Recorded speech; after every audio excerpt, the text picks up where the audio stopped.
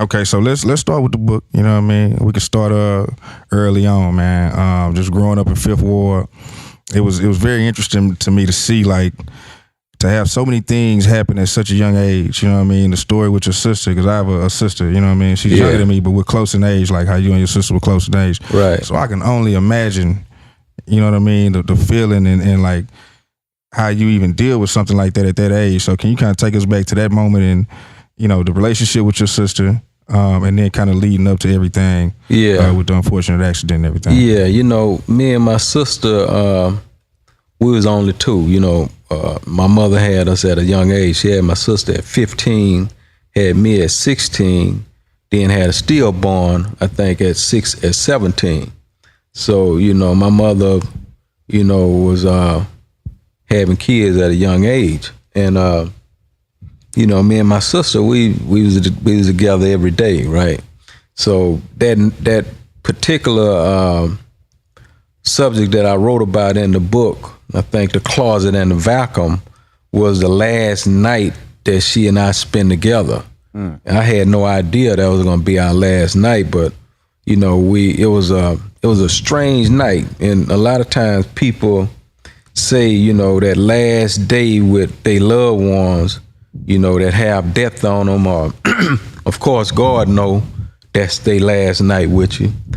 Maybe something happened different that don't happen normally.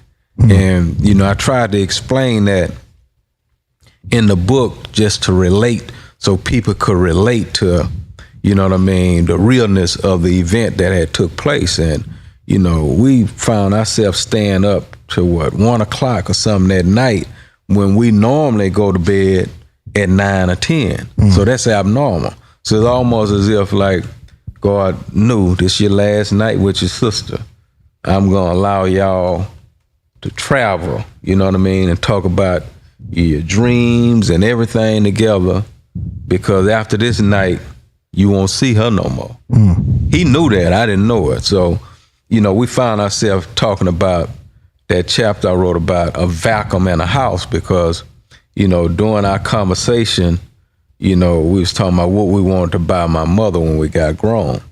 And my sister said, I want to buy her a vacuum.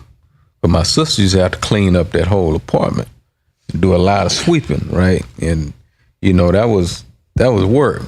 All I had to do was take the garbage out and clean the bathroom. That was my chores. So she said she wanted to buy my mom a vacuum.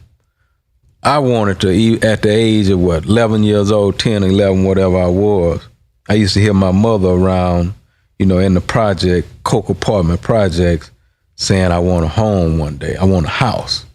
You know what I mean? So I would be just sitting back listening to conversations about I want a house. So bam, I'm like, I want to give mama a house. So she and I, had that conversation all, 3 hours straight, fell asleep. Next day, we dropped her off at school, and she kissed my mother all the time.